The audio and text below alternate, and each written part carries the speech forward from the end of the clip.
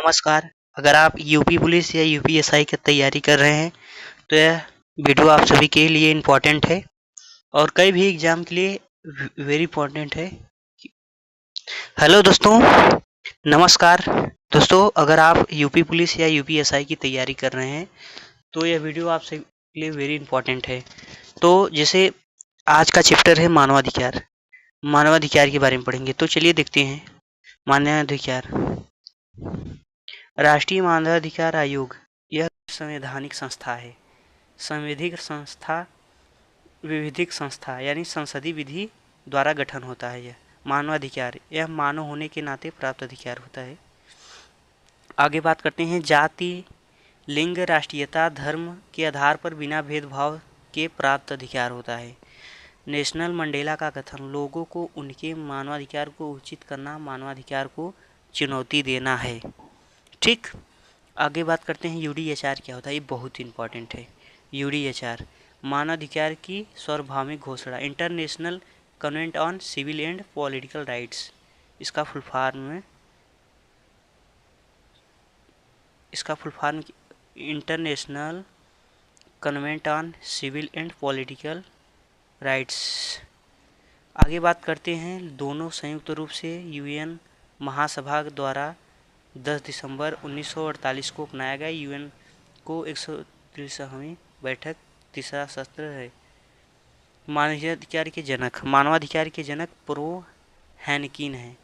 ये बहुत इंपॉर्टेंट है। मानवाधिकार के जनक कौन है? प्रो हैनकिन। यूडीएचआर 30 अनुच्छेद शामिल। यूएन की 163वीं बैठक में घोषणा तीसरा सत्र। घोषणा के पक्ष में 48 देशों में मतदान किया गया, 58 में से। इंग्लिश एंड फ्रेंच द्विभाषा दस्तावेज को तौर पर अपनाया गया। आधिकारिक अनुवाद चीन, रूस और स्पेनिश। आगे बात करते हैं गिनीज बुक ऑफ रिकॉर्ड 2019 में 298 अनुवादों के साथ सर्वाधिक अनुदित दस्तावेज। यूडीएचआर आर्टिकल 1 समानता, आर्टिकल 2 में भेदभाव से मुक्ति, आर्टिकल 3 जीवन की आधिकारिक यानी यूडीएचआर के आर्टिकल में आर्टिकल 1 समानता, आर्टिकल 2 भेदभाव से मुक्ति, आर्टिकल 3 जीवन की आधिकारिक, आर्टिकल 4 गुलामी से मुक्ति, आर्टिकल 5 यातना से मुक्ति, आर्टिकल 6 कानूनों के समक्ष और 7वां है विधि के समक्ष समानता। बात करते हैं 8वां है न्याय की पहुँच। 8वां आर्टिकल न्याय की पहुँच। 9वां मनमानी हिरासत से संरक्षण। बात करते हैं राष्ट्रीय मानवाधिकार आयोग।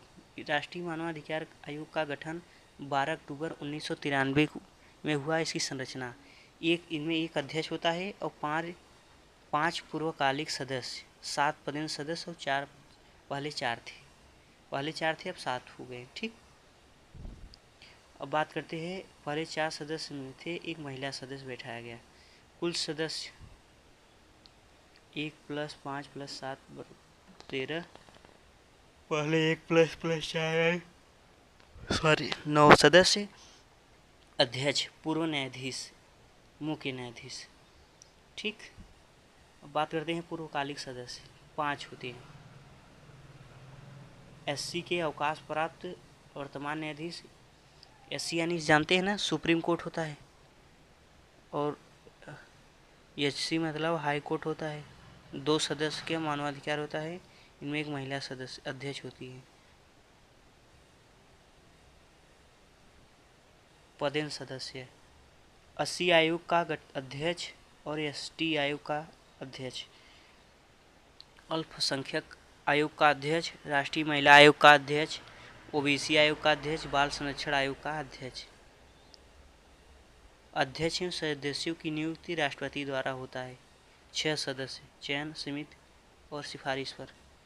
प्रधानमंत्री, अध्यक्ष, गृह मंत्री, लोकसभा अध्यक्ष, राज्यसभा उपसभापति, लोकसभा में विपक्ष का नेता, राज्यसभा के विपक्ष के नेता। अध्यक्ष एवं सदस्यों का कार्यकाल। अध्यक्ष एवं सदस्यों का कार्यकाल 3 वर्ष या 70 वर्ष होता है। 2019 से पहले 5 वर्ष से 70 वर्ष था। अध्यक्ष एवं सदस्यों को हटाने की प्रक्रिया। सॉरी। आधार असमर्थता साबित कदाचार राष्ट्रपति द्वारा सुप्रीम कोर्ट की रिपिटेशन आवंटन। राज्य मानवाधिकार अध्यक्ष सदस्य 2 1 सचिव। एससी यानी एचसी का सेवानिवृत्त न्यायाधीश और एचसी का वर्तमान रिटायर्ड न्यायाधीश मानवाधिकार विशेषज्ञ।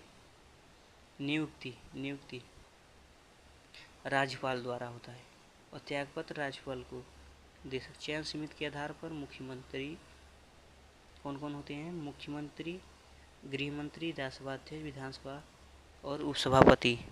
ठीक, आगे बात करते हैं। यूपी का राज्य मानवाधिकार का आयोग की स्थापना 7 अक्टूबर 2002 को हुई और इसके हेडक्वार्टर लखनऊ में है। रेनुअल प्रोसेस है राष्ट्रपति द्वारा इसी की जांच के बाद। तो दोस्तों ये थे मानवाधिकार के इम्पोर्टेंट क्वेश्चन जो आप सभी के एग्जाम के लिए वेरी इंपॉर्टेंट है। इसी में से क्वेश्चन पूछा जाएगा। अगर विश्वास न हो तो प्रीवियस ईयर क्वेश्चन उठाकर आप देख सकते हैं। तो मिलते हैं नेक्स्ट वीडियो में, और नए हो तो चैनल को सब्सक्राइब कर लीजिए और वीडियो लाइक कीजिए और अपने दोस्तों को शेयर करना ना भूलिए। Thank you.